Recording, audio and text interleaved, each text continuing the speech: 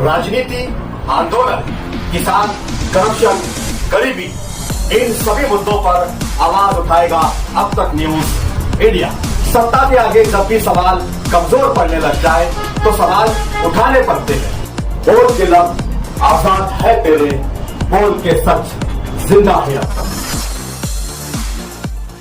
Unique academy computer and coaching classes, जहां nursery और junior senior KG classes से लेकर 11वीं और 12वीं जमातों के लिए कोचिंग क्लासेस जारी हैं। यूनिक एकेडमी में ऑडियो और वीडियो स्क्रीन का इंतजाम भी किया गया है। 5वीं, 6ठी, 7वीं और 8वीं जमात की स्पेशल क्लासेस भी जारी हैं। उर्दू, इंग्लिश, मराठी और मैथ्स की बेसिक क्लासेस भी जारी हैं। लड़कियों के लिए बिल्कुल सेपरेट क्लासरूम। यूनिक एकेडमी में अपने बच्चों का एडमिशन करवाएं। हमारा पता याद रखिए, शहीद अब्दुल हमीद कुसुम्बा रोड, निहाल नगर पुलिस स्टेशन के सामने, मालेगांव। साथियों, जनाब सदर साहब और ये अंगार लगा देने वाली आवाम किस तरह हमारी रैली से अंगार लगी थी, उस अंगार में आज के जलसे ने शोला भड़का दिया।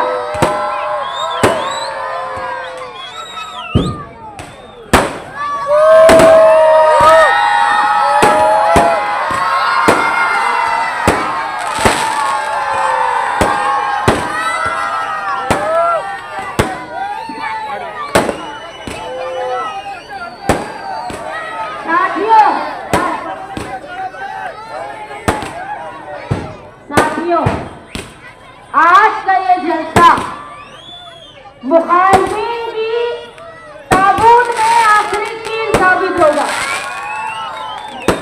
मैं जिस जगह पर खड़ी हूँ, जब मैं शाम में घर घर यहाँ घूम रही थी, मैंने लोगों को देखा, लोगों की तकलीफ को देखा। यहाँ लोग परेशान हैं। ये जो डीपी पर 2 रोज पहले पावर की डीपी पे ये मुफ्ती साहब, वो शेख रशीद साहब, शेख आसिफ साहब की बातें चल रही थी, आज मैंने देखा वो डीपी आज भी बंद। सिर्फ तकरीर और भाषणबाजी ये 25 सालों से मालेगांव शहर में हो रही है।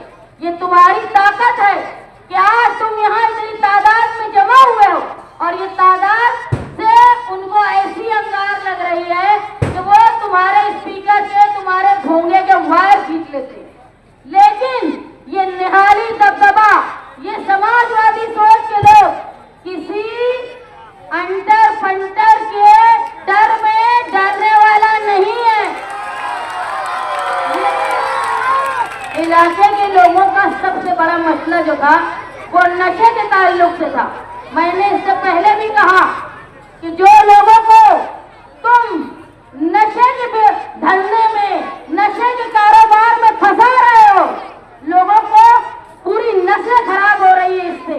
तुम समझो कि अगर आज किसी का बच्चा, कोई लड़का नशा करता है तो आज तुमको एहसास नहीं हो रहा है, लेकिन आगे जाके चंद सालों में ये हाल होगा कि घर से बेटी बहन जब निकलेगी तो महफूज वापस आती है या नहीं, इसका डर तुमको होगा।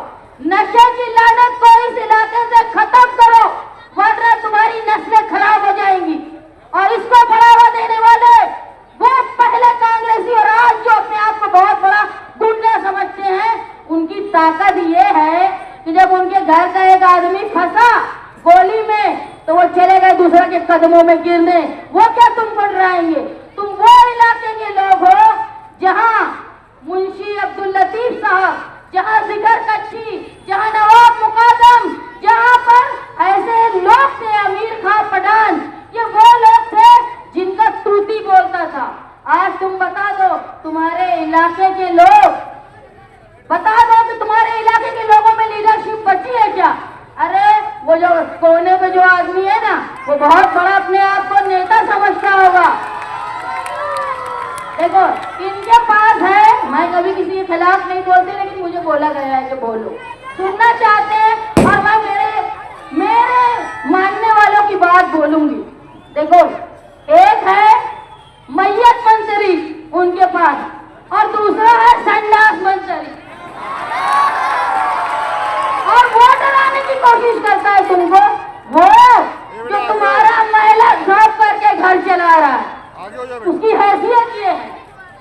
संडास मंत्री क्या सफाई करवा के घर भर रहा है तुमको मालूम है? वो तुम्हारे सामने बोलेंगे। सिर्फ मालेगांव शहर में सियासत में लोगों को तबाही की तरफ लाने का ये काम किया कर रहे हैं। मैं आज यहाँ से इस बात का वादा करती हूँ कि आप लोगों ने निहाली खून को परवान दी। आने वाले इलेक्शन में जहाँ मैं उम्मीदवारी कर रही हूँ, मुझे तुम लोगों ने चुनकर दिया, तो ये लोग ये संडास मंत्री से लेके नशे का कारोबार करने वाले सब अपने घर में बैठ जाएंगे। ये वादा करती हूँ आपसे। मालेगांव शहर की स्कूल है, आज वो स्कूल देखो जो मुंशी जी के नाम से उसको खंडर बना दिए, धीरे धीरे उसको भी नशे का अड्डा बनाएंगे। मैं खास तौर पर जावेद भाई को बोल रही हूँ, वो तुम्हारे खानदान के लोगों के नाम से है, उसको बचा लो। मालेगांव शहर की तमाम स्कूलें जो प्राइमरी स्कूल थी, वहाँ पे ये शेख रशीद का खानदान दो काम करता है। तो एक से गाले बना के भाड़ा खाता है या नशे का अड्डा बना देकर। ये नशे का अड्डा तुम्हारी बहन बेटियों की इज्जत से खेलेगा, तुम्हारी नस्लों के साथ खेलेगा। इनको अपने शहर से भगा दो। ऐसा करने वालों को, जब तुम्हारे बच्चे जब जाता है ना लड़का घर से बाहर, तो डर होता है कि कोई नशेड़ी उसको ब्लेड न मार दे, उसका मोबाइल, उसका पैसा, मेहनत की कमाई न छीन। देखो जो नस्लों को ये लोग फंसा रहे हैं नशे में, उनके घर वालों से भी मैं वादा करती हूँ कि हमारा राह जाने के बाद मैं सबसे पहले ऐसे लोग जो नशे में मुलविस है उनको कोई ऐसा कारोबार देंगे, हलाल कारोबार, कानूनी कारोबार, कि वो ये फालतू काम और गैर कानूनी काम छोड़ देंगे। दूसरा, जो नशे में मुलविस लोग हैं उनके लिए समझ लो, अगर तुम समझते हो सिर्फ इलाके की औरतें और बहनें महफूज नहीं है, ऐसा नहीं है। जो नशे का एकदम आदी हो चुके हैं उसके लिए बहन में, माँ में और बीवी में कोई फर्क नहीं रहता। मैंने देखा है ऐसे नशा करने वालों को जो औरत को औरत समझते भूल जाते हैं कि माँ है कि बहन है कि बीवी है। इन लोगों को सीधी राह पे लाने के लिए, उनकी ये आदत छुड़वाने के लिए मैं नारकोटिक कंज्यूमिंग कंट्रोल असाइलम और ट्रॉमा सेंटर बनवाऊंगी, ताकि ये लोग भी नस्लें खराब होने से हमारी बदल जाए। मालेगांव शहर की जो माँ और बहनें हैं उनसे मैं अपील करती हूँ कि आप लोग अपनी आने वाली नई नस्ल, अपनी बेटियां, अपनी बहनें, अपनी बहनों की इज्जत बचाने के लिए नशे की लानत को खत्म करने में मेरा साथ दे। आज मैं अपने वालिद के बगैर, मेरे भाई के बगैर, सिर्फ आप लोगों की ताकत पर इलेक्शन लड़ रही हूँ। आप लोग मेरे साथ हैं ना? और हम सब मिलके ये गैर कानूनी काम करने वालों, जो एक खानदान गैर कानूनी काम कर रहा है और दूसरे नेता जो अभी ऐवान में कभी आवाज नहीं उठाए, उनकी ताकत नहीं है कि वो कभी ये गुंडागर्दी करने वालों को रोक पाए। अब जब वो तुम्हारे पास वोट मांगने आए हैं ना कि इनकी गुंडागर्दी मैं खत्म करूंगा, तो ये 5 साल भी तुम ही थे, क्या किए? खत्म कर पाए? इससे पहले भी 5 साल रहे। उल्टा मालेगांव शहर में गैर कानूनी काम, नशे का कारोबार, सट्टा, जुआ और जो हमारी तालीमी स्कूल थी उसको खंडर बना के जुए, सट्टे और नशे का अड्डा बनाने में जहाँ एक खानदान जिम्मेदार है, तो उसको रोक नहीं पाने का जिम्मेदार मुफ्ती इस्माइल साहब हैं। उनका मुंह नहीं है कि वो आप लोगों से वोट मांगे। और जो लोग भी समझते हैं ना, अगर कोई तुर्रम खान होगा वो ये समझता होगा कि मैं नशे का आदी लोगों को बना के हमेशा राजा बना रहूंगा, तो ऐसा नहीं है। हर मजहब बोलता है कि जैसी करनी वैसी भरनी। तुम जो कर रहे हो ना, ऐसा ना हो कि ये चिंगारी तुम्हारे घर में आग बन जाए। तुम चचेरे भाइयों को लगा रहे हो काम में, तुम्हारी औलाद ना इसमें फंस जाए, अल्लाह ना करे फंसे। लेकिन ये अल्लाह का कानून है, जैसी करनी वैसी भरनी। बच के रहो। देखो ऐसा ही होता है। प्रमोद महाजन जो थे ना बीजेपी के लीडर, बहुत बड़े सियासतदान, बहुत तुर्रम खान थे, लेकिन उनके ही भाई ने उनको गोली मार दिया था। इसलिए डरो अल्लाह के कहर से। तुम लोगों की घर की नौजवानों को खराब कर रहे हो। ऐसा ना हो कि तुम्हारा घर भी इससे महफूज न रहे। मैं आप लोगों के सामने एक अज़्म के साथ खड़ी हुई हूँ, आप लोगों का साथ चाहती हूँ कि मालेगांव शहर में जो स्कूलें खंडर हो गई हैं, मैंने आज ही मुस्तकीम को कहा कि हमारे मैनिफेस्टो में एक बात ये अहम रहेगी कि जहाँ जहाँ प्राइमरी स्कूल खंडर बन गई है उसको आला पायदार और अच्छी प्राइमरी स्कूल बनाना, ताकि इनका भाड़ा खाना और इनका नशे का अड्डा बंद हो जाए। और जो पहली से 7वीं तक का निजाम है उसको 10वीं तक का निजाम करना। मेरी माँ बहने, जब मैं यहाँ घूम रही थी तो मैंने देखा कई औरतें नक काटने का काम करती है औरंगाबाद में, तो वो अगर मामूली पैसे में काम करती है, उनको ऐसा रोजगार देना कि माए बहने अपने घर में बैठ के इज्जत से, जिनके शौहर नहीं है, जिनके घर में कफालत करने वाला नहीं है, वो इज्जत से अपने बच्चों को कफालत कर पाए, ऐसी पॉलिसी मालेगांव में लाके खवातीन को रोजगार दिया जाएगा, ये कोशिश मैं करूँगी। तुम्हारे यहाँ जो हॉस्पिटल वो तुर्रम खान मुफ्ती साहब बचा नहीं पाए ना, उसको वो बचाने का काम मैं आप लोगों की ताकत के साथ करूंगी, ये वादा करती हूँ। तुम्हारे घर के मरीजों को धूलिया, नासिक, बम्बई ना जाना पड़े, इसका काम मैं करूंगी। जो लोग पावर लूम के अलावा दूसरी सनत के लिए काम कर, दूसरे रोजगार चाहते हैं, वो अखिलेश यादव साहब से मांग करके मालेगांव शहर में कोई ऐसा प्रोजेक्ट लाके कि मालेगांव शहर के नौजवान तो नौकरी करने दूसरी जगह न जाना पड़े, वो अपने शहर में नौकरी करें, इसके लिए कोशिश करूंगी।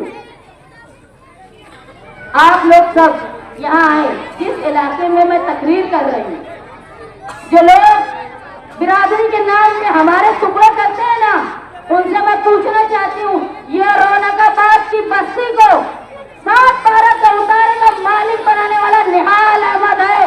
एक घर बता देवे, शेख रशीद, शेख आसिफ, तुमने एक घर को भी मालिक बनवाया। ये 30 साल की लड़ाई के बाद सादी निहाल अहमद ने रौनकाबाद में रहने वालों को उनके घर का मालिक बनाया, और आज वही निहाल अहमद की बेटी तुम्हारे सामने वो हक मांगने आई है, मेरे बाप की वोट मांगने मैं आई हूँ। 30 साल सादी निहाल अहमद ने साथ दिया आपका।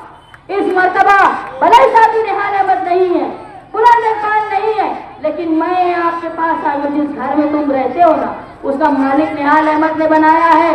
उसकी बेटी तुमसे हक मांगने आई है। मुझे वोट आप लोगों से चाहिए, और मुझे यकीन है कि मुझे वोट मिलेगी, क्योंकि मुसलमान कुछ भी हो सकता है, एहसान फरामोश नहीं होता।